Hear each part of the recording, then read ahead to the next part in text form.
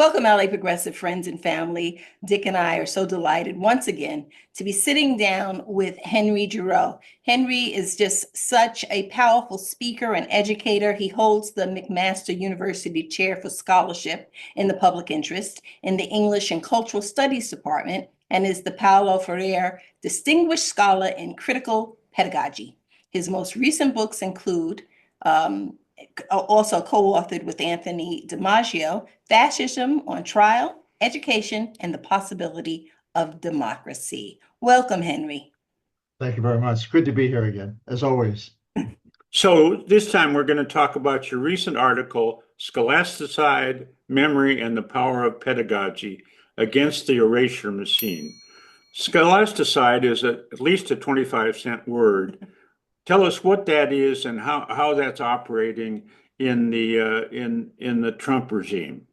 I think that what I've tried to do with the Scholasticide issue, framing it against, in many ways, what's going on in Gaza, is that Scholasticide basically is an attempt to eliminate all the memories, histories, and institutions that celebrate the emergence of not only of people's resistance and memories, but of the very fact that they have a collective identity. It's a form of erasure that is deeply rooted in a kind of colonialism, in which, in some way, as Noguchi has talked about, it's about the colonizing of the mind. And it's about the colonizing of the mind in that it's marked by absences and erasures and disappearances in which a whole people disappear. They have no memory. They have no history.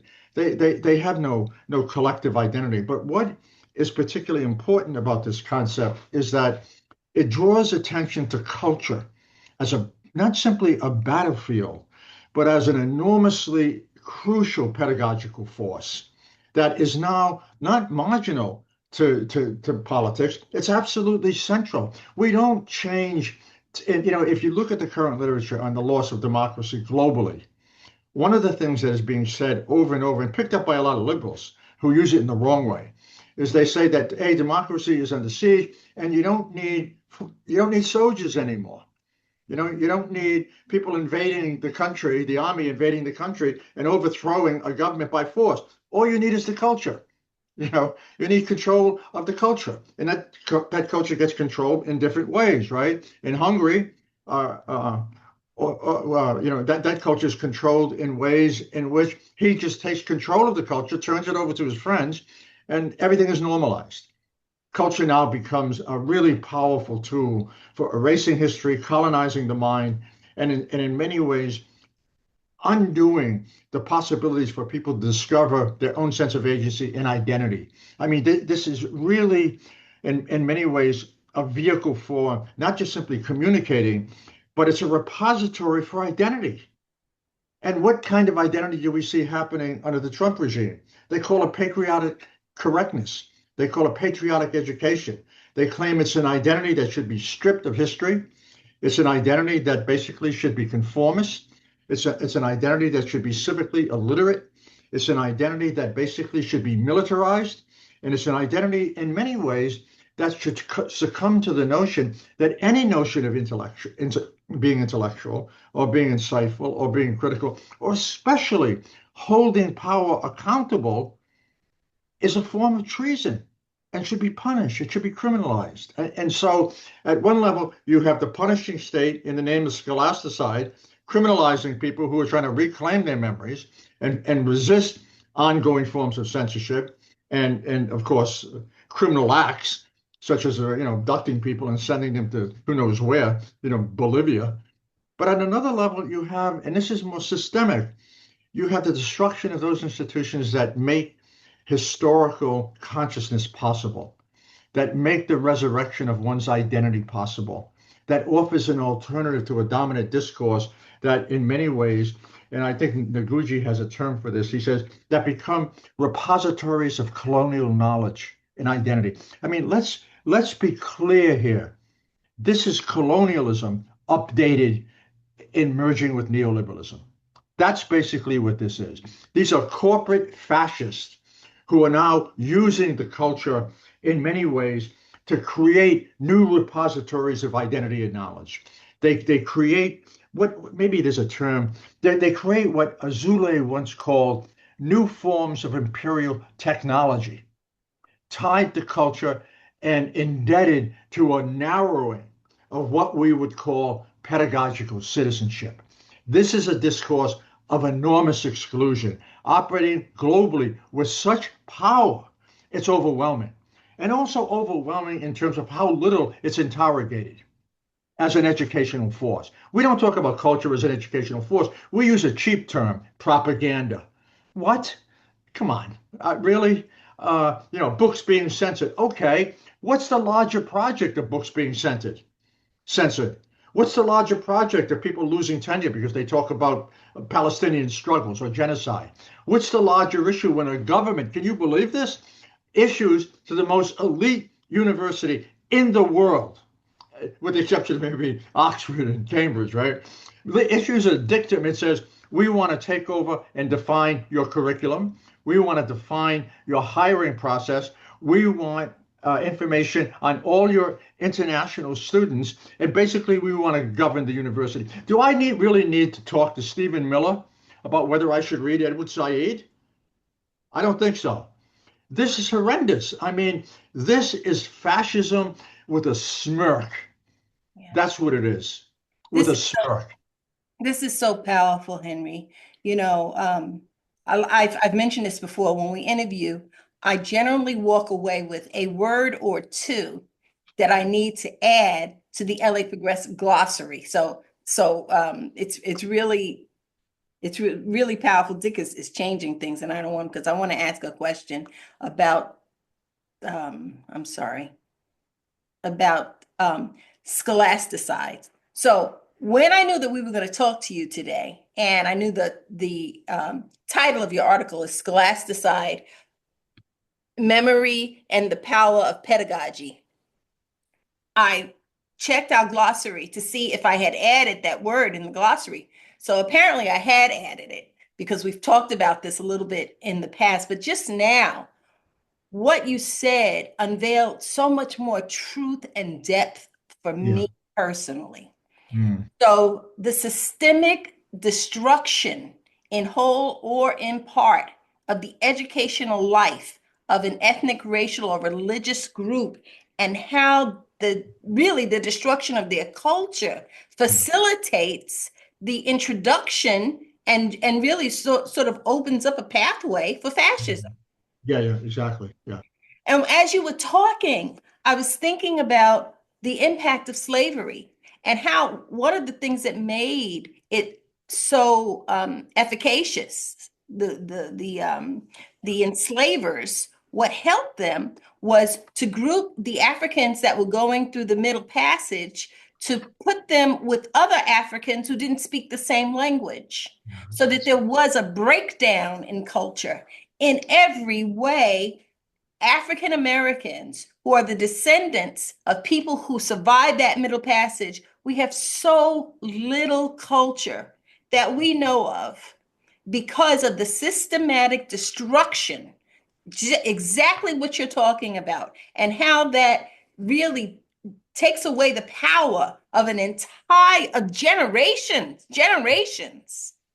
Yeah, I mean, it's interesting as you're always so much more eloquent than I am, but the way in which, in opening up a discourse and pushing against its limits, pushing against its colonial strictures, if I may use that term, reveals the need for a new set of terms, right? That are more expansive and capacious and critical. For instance, if scholasticide is about the elimination of not just simply a particular history, a particular culture, and the institutions that support it for a variety of reasons, because they're associated with marginal groups that are no longer seen valuable and are seen as disposable. What we see here is not just a culture of domination, but we see a form of linguistic feudalism. This is really linguistic feudalism, right? And it's a kind of linguistic feudalism that basically undermines and attacks any viable notion, if I may use these terms, civic consciousness and civic literacy, the very things that suggest a democratic society is dominated or should be marked by shared values. The notion of exclusion is not just about eliminating groups from coming into the United States. It's too narrow a concept. It's about eliminating their histories. It's about eliminating their right to a claim to citizenship, pedagogically, legally, and ethically. It's a form of disappearance that is so interconnected with power and so broadly associated with a larger set of cultural institutions that it overwhelms us. It overwhelms us. I mean, we don't even know how to enter into this conversation unless we can begin with a fundamental assumption that almost nobody wants to talk about, particularly in the mainstream media, with the exception of Truth Out, Counterpunch, LA Progressive. And that is, if you really want to talk about civic consciousness, you have to talk about inequality. If you really want to talk about civic consciousness and justice, you really have to talk about a pedagogical notion of citizenship and a culture of inclusion. If you really want to talk about democracy, you have to talk about civic literacy and what that means. But here's the kicker. All of those terms become meaningless unless you talk about eliminating capitalism. Mm. Meaningless. So, Can I just finish this, Dick? You have to have an anti-conscious, an anti-capitalist discourse. If we can, I don't want to have more literacy with massive inequality. I don't want to have an argument for gay rights if we're not also talking about an argument against sexism and racism. I don't want to talk about inclusion. I hate that word in some ways. It overshadows so many interconnecting and important, powerful relationships. I want to talk about what justice means when human rights matter and inequality is eliminated. That means getting rid of capitalism. I'm sorry. The end point of capitalism is not just inequality. The end point of capitalism is fascism.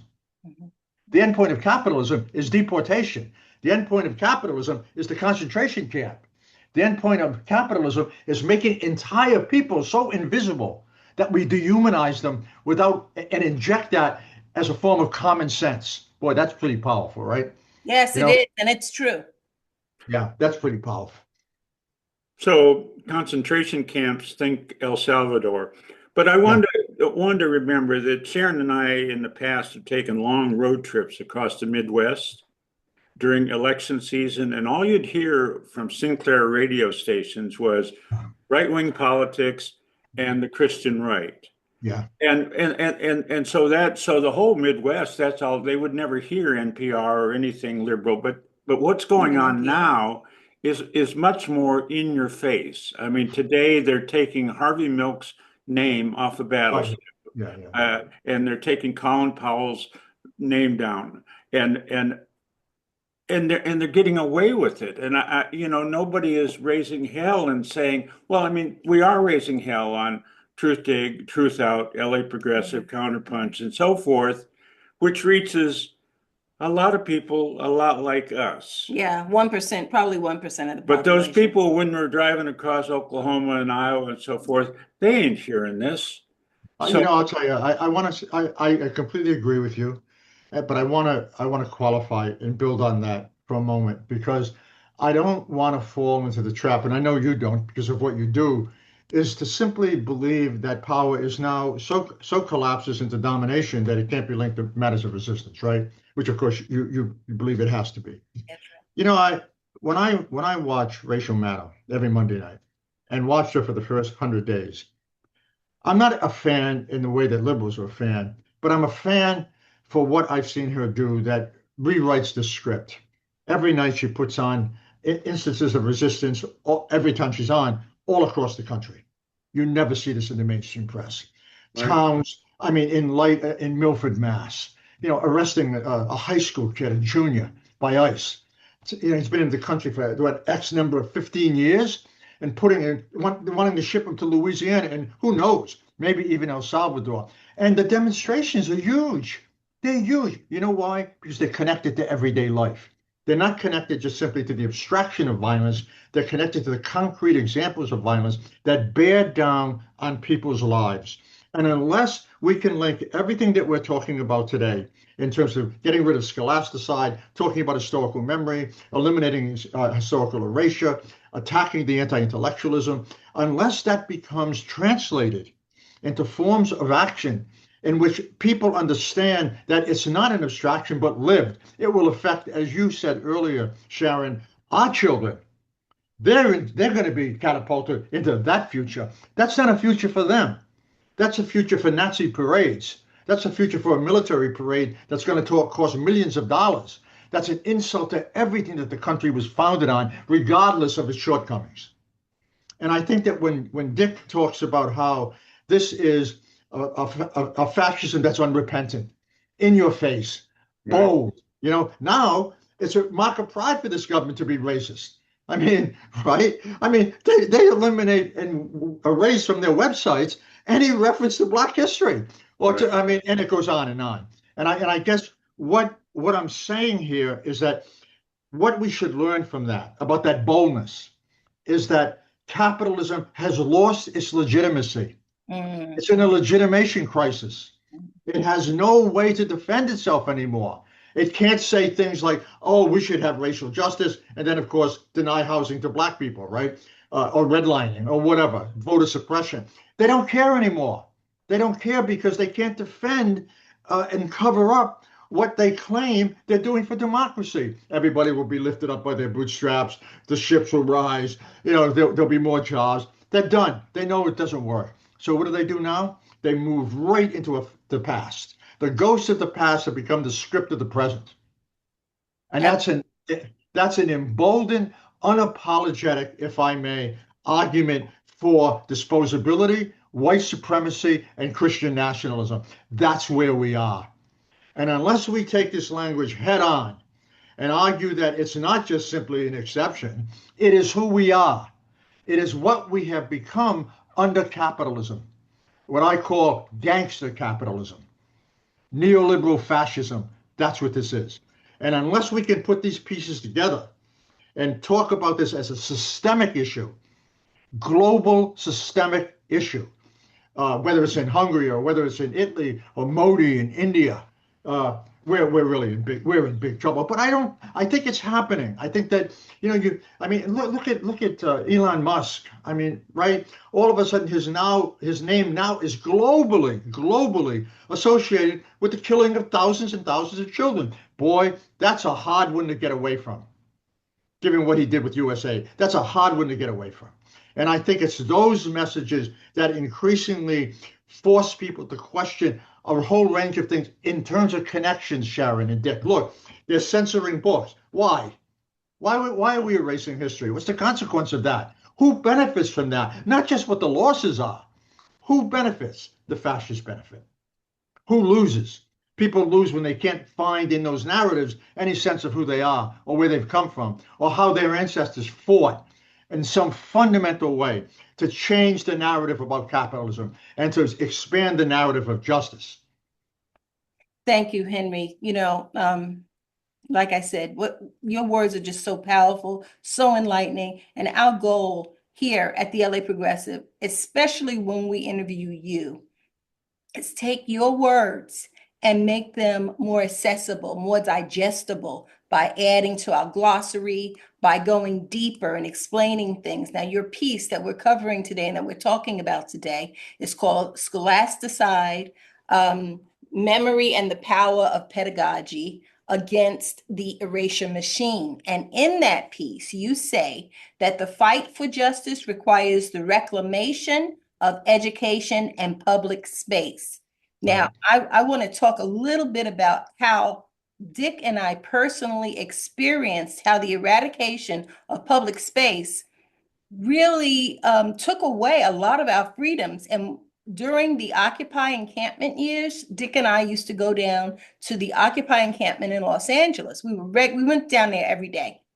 And I can't remember how long it was there. I'm going to say it was there 8 weeks. I really don't remember.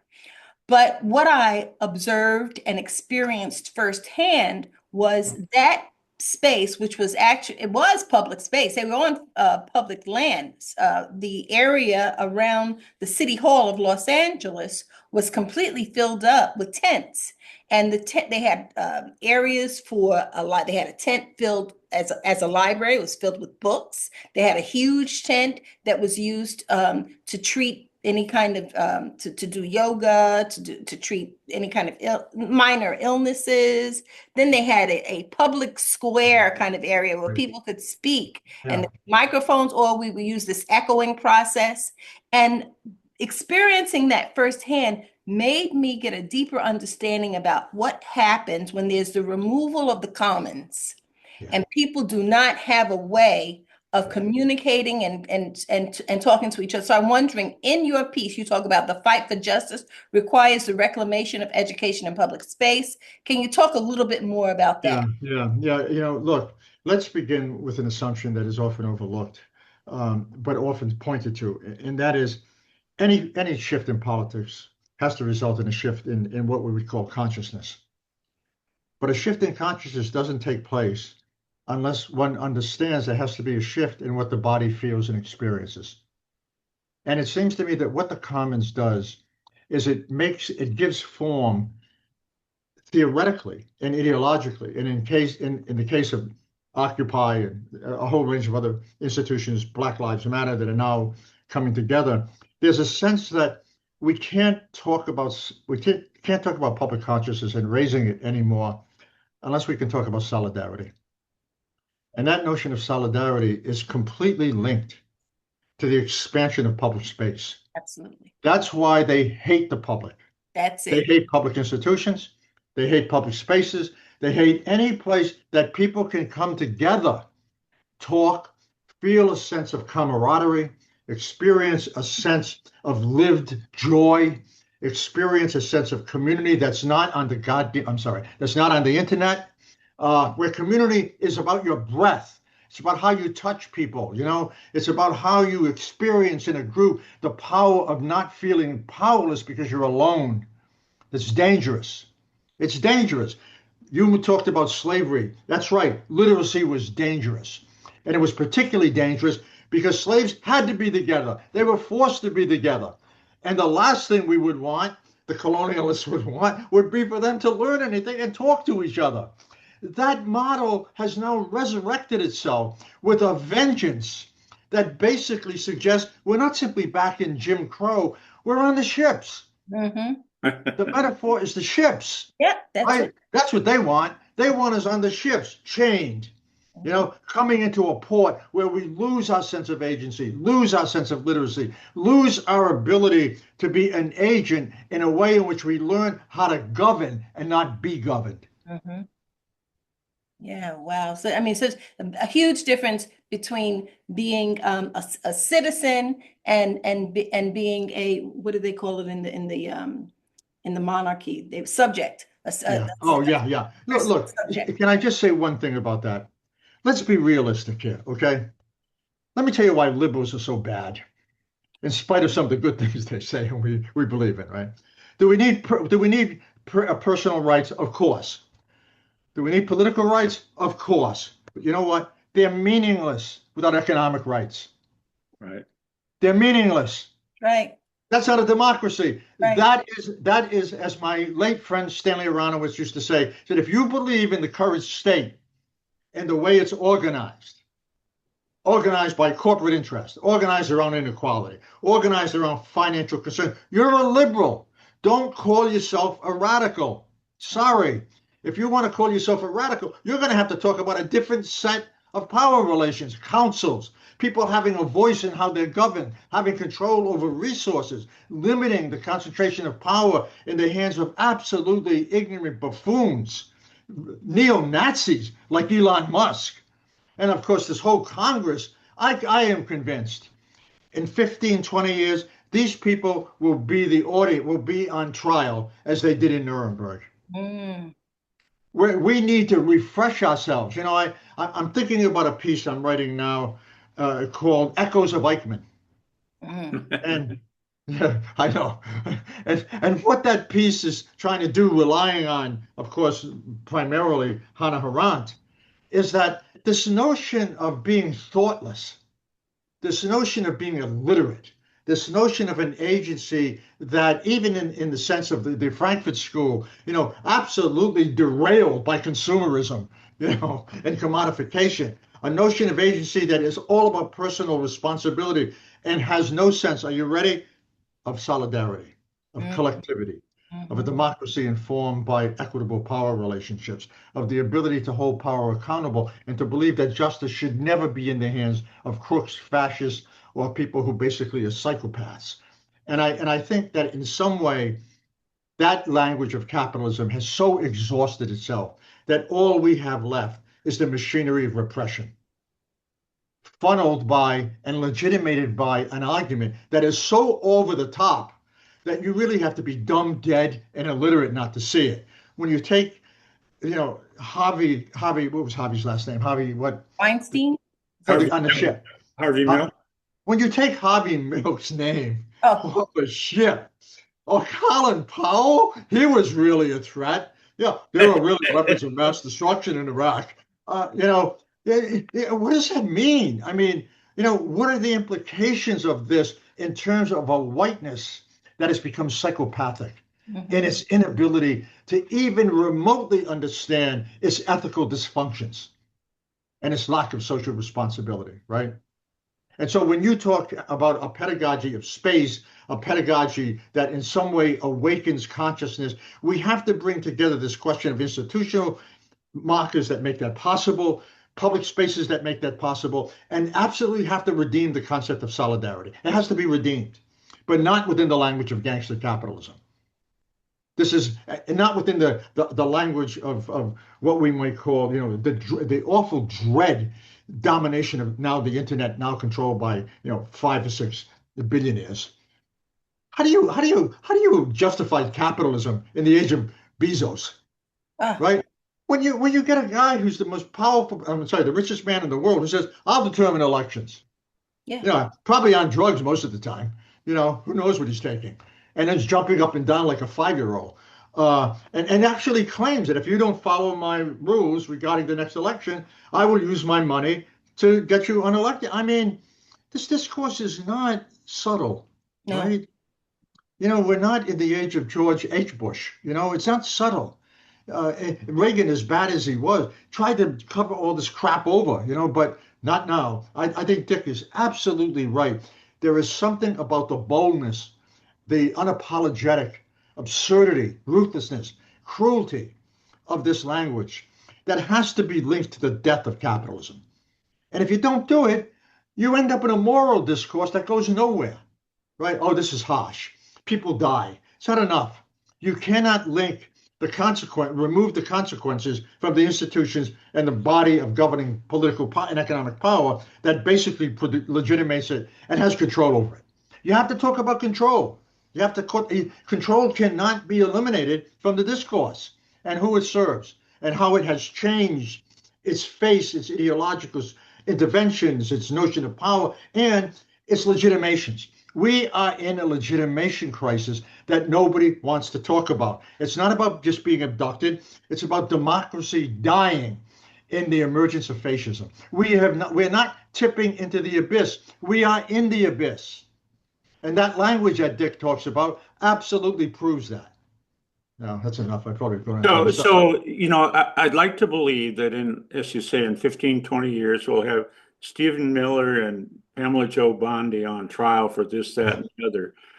But my fear is that we won't. That we've entered a very different way of being that won't be reversible. And I hope I'm wrong. I hope you're wrong, and I want to believe this. And I'll give you a cliche, if I may, Dick. Dick, even in the concentration camps, there was resistance. Yeah. Even in the concentration camps, people fell in love. Even in the concentration camps, people survived. And I'm not being Pollyannish here, but I do believe this. If Marx said anything that I love, he said history's open. And he said in a time of crisis, we ordinarily tend to be surprised by what happens. And I think what we're seeing around the country, all around the country, almost every state in the union, there are massive demonstrations over Social Security, over all those things that keep people alive. You're hearing this? Alive. Don't just upset them, but literally prevent them from getting health care. Prevent them from research taking place on heart valves that will save the lives of babies in trouble. I mean, this is really a form of brutality that reaches deep into everyday experience. We need to take it seriously, and we need to connect it to a larger paradigm that allows people not only to shift their public consciousness in terms of understanding that their problems are not their problems. They're the problems in terms of the crisis of democracy and the fear of fascism, and learn that with the proper forms of social organization, we can defeat this. It can be defeated. Look, in Serbia, there are hundreds of thousands of people in the streets. They'll bring that government down. Not 20. I mean, I have enormous respect for these local resistance movements because they're pedagogical forms. That's what they are, right? But we need resistance of direct action. You know, you put 200,000 people in Washington, D.C. when that military parade takes place. Yeah. And let's see what happens. Right. Yeah. Let's see how they react in terms of that form of resistance, because we know how they're going to react. And let that be the most brutal signal for change that we have seen in this country in 50 years. Thank you That's so much, Henry. And I couldn't agree with you more.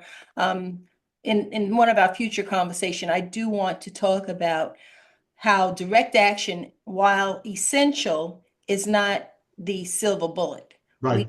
I agree. So That's I want absolutely right. Yeah, yes. And, let's end this by saying that you're absolutely right. It's a foundation, that's all, for something much more powerful and long lasting. We don't need instant solutions. We need long-term solutions. Right. yeah, right. Yeah, okay. And again, my life experience teaches me that because I am a child of the civil rights movement. And so there was a lot of direct action when I was a little girl. And yet still, I experienced extreme racism, discrimination, 20, 30 years later, it still Right. exists. No, of course. So, Henry, once again, we've come to the conclusion of a really informative time to just sit down and talk to you. We look forward to more. We want to encourage anyone who's listening to this to please like, please share, please subscribe. And at the bottom, we will provide you with links to all of Henry's articles at LA Progressive. The current one is Scholasticide, Memory and the Power of Pedagogy Against the Erasure Machine. Henry Giroux, what a pleasure it is to spend time with you. Oh, thank you. Can I ask you for one favor? Sure. As soon as you isolate this video. Thank you for sticking around. If you like the LA Progressive content and the discussions we have here, please consider clicking the subscribe button below and also give us a thumbs up. That helps to grow our audience by feeding the algorithm, which helps to get this content in front of more eyes. Thanks for stopping by. We really appreciate your support.